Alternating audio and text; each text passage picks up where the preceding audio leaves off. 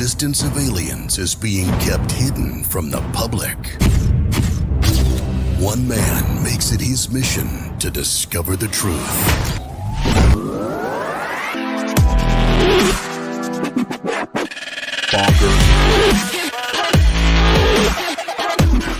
Mr.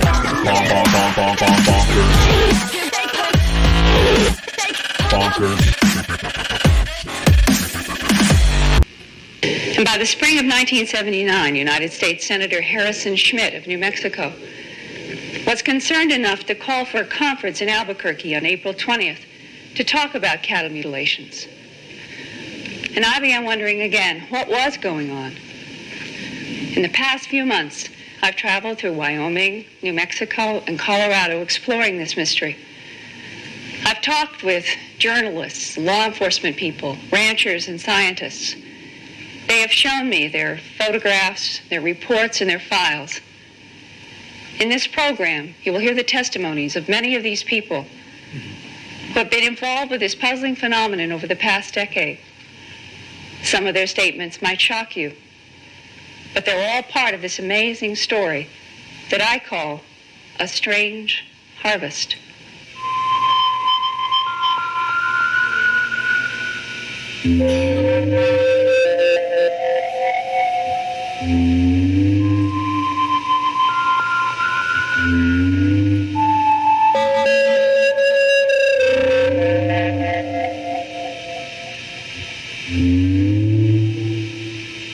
One of the investigators I've been working with for 5 years dropped in the office, and we discussed what was new.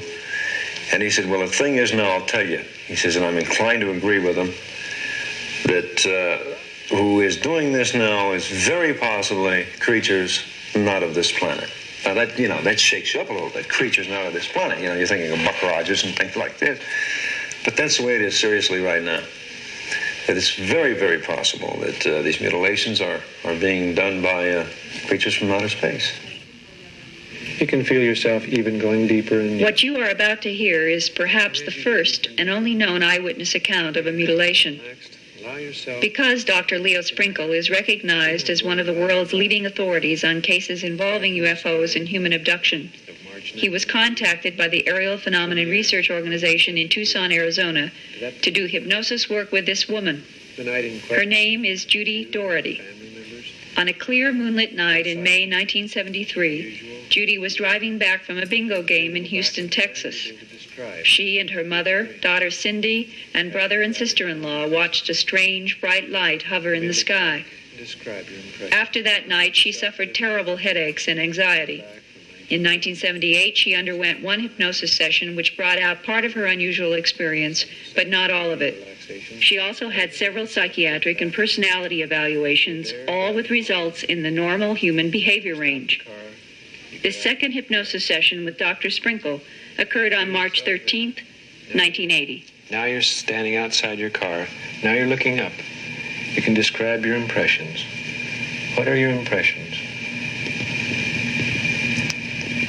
It's like a spotlight that's shining down on the back of my car. And it's like it has substance to it. I can see an animal being taken up in this. I can see it squirming and trying to get free. And it's like it's being sucked up. It's taken into some sort of chamber. It's a little round, tiny room.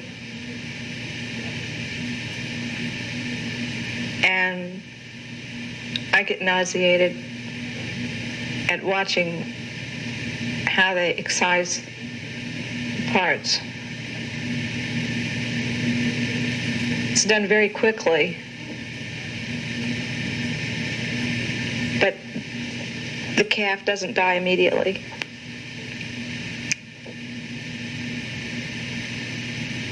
For some reason, the calf's heart isn't taken, and I don't know. It seems like it's still living, and that upset me very much. And then I can see the calf being lowered. It's like it's being dropped back down. And when it's on the ground, it's dead. I can see that it's not moving. But I feel very sick to my stomach at what I witnessed.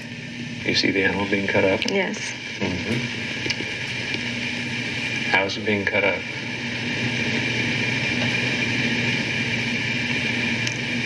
Dissected. Mm-hmm. With knives? Instruments of some kind. Mm-hmm. Can you describe the instruments? They're like a knife, but they have different kind of handles. More like a razor that's doesn't have movable parts, but like a straight razor type. There's tissue.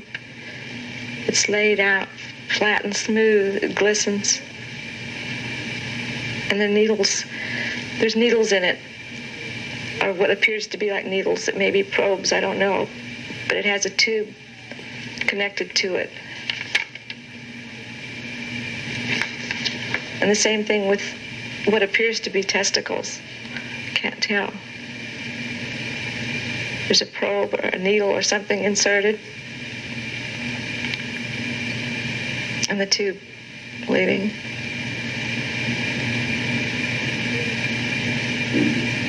The same with the eye. Is anybody else around you? I feel the presence of other things, but I don't know what they are. I can't see them. Mm-hmm. You feel you're standing by the side of the road, by your car now, or are you standing someplace else now? I feel in two places at once. Mm-hmm. Okay, describe how you feel. I feel like that I was able to see what was going on in the craft, but I was also standing beside the road. Mm-hmm. Okay, just let yourself focus on what is happening inside the craft. Be aware of who is around you. It's okay. You'll be able to describe who is standing around you.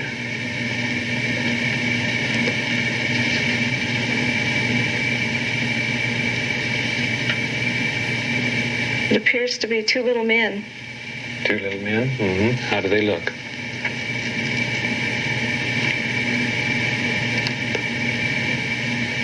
They look... Their hands look funny. They have long claw nails, like... Okay, they have very large eyes.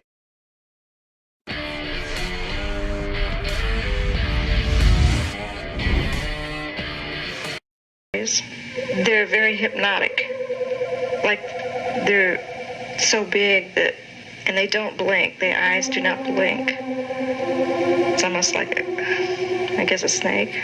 They were very snappy about their movements, and they knew exactly what they were doing, and I felt a little better because for some reason, they projected that it was necessary this be done, that, it was for our betterment, for the betterment of mankind that this was done, that they were more or less watching out for us.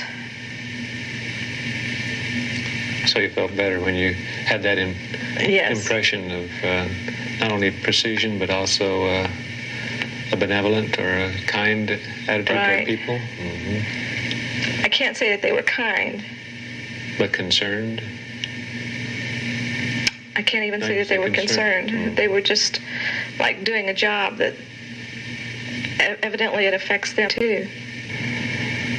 And it has to do with somehow nuclear waste or testing, or they've been here for quite some time, and they test the soil as well as our water, as well as our animal life, our vegetation.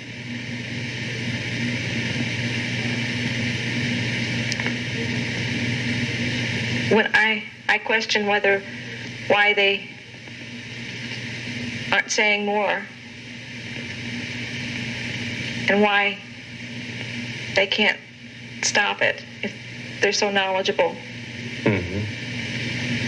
And they get angry. I don't know. I don't understand that. Mm-hmm. You don't know why Why they get angry? I don't know why they get angry, and I don't know why if they can't stop it, if they're so knowledgeable. At one point in the hypnosis session, Judy doesn't understand why she can see her daughter Cindy in the car 1 minute and gone the next. Breathing deeply and easily, let yourself relax. You can be aware of yourself standing by the side of the car. You can be aware of yourself standing in the craft. And now let yourself be aware of where Cindy is.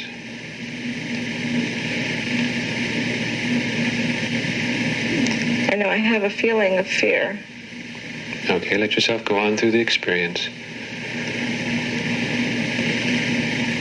Let yourself go on through the fear. What impressions come to mind? I just visualize her on a table. Okay, what happens next? I am afraid that it's going to happen to her what they did to the animal. Yeah. Just let yourself relax. Forget it. No, I don't want to. You can tolerate it. You know it. No, I can't. You know it's all right. Just let yourself go on through. Just relax deeply. You know that everything's going to be okay. You see Cindy on the table. What happens next? I'm just afraid that they're going to hurt her. Yeah, you're afraid, but you let yourself go ahead and let yourself go on through the experience. You can be aware.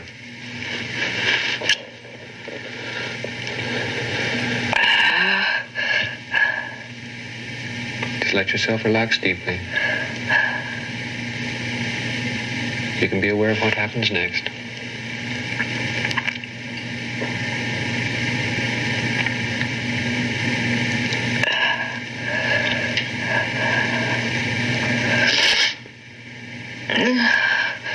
They put her to sleep, I guess. Okay. You put her to sleep. Okay, what's happening now? They're just examining her, I guess. But I'm so afraid that they're going to cut her or something. Okay. Do you say anything? They don't listen. They just ignore me and just go about their work like it's nothing. They don't seem to have any emotions. They don't seem to care. I thought they were going to harm her. I thought they were going to do to her what they did to the animals, you know. But they don't harm her? No. No? Okay, well, what does happen? They just take some samples from her. What kind of samples? I don't know, just scrapings, like they go inside her mouth. I can see her laying there, and they just kind of scrape little pieces off. Yeah. Any other samples? That's all I can remember. The preceding scenes were taken from a 4-hour hypnosis session. Dr. Sprinkle stated afterward that Judy Doherty is, in his professional opinion, a sincere, honest, and credible person. What happened before our camera was her first complete and vivid recall of her 1973 experience in Texas. They just went about their work. Yeah. They didn't have any emotion or feeling. They couldn't seem to understand why I would even be upset. Just like it was routine business for them. Like a laboratory animal or something. If extraterrestrials are the ones mutilating animals, what do you think the implications are then for this planet?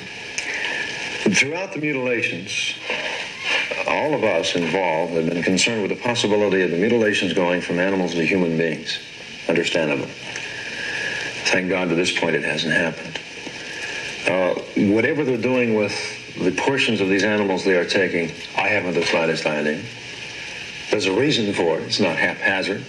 There's a pattern to it.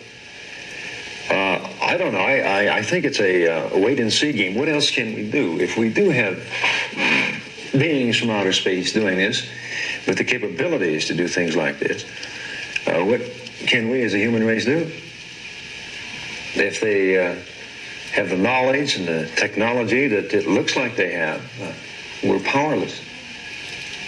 So maybe it's a wait-and-see game. I can't see anything else to do. The first time that someone tried to put the baffling pieces of puzzles of what I call an alien taxonomy together for me in a kind of more coherent picture was a Washington, D.C. military source who claimed firsthand interaction with at least one type of non-human.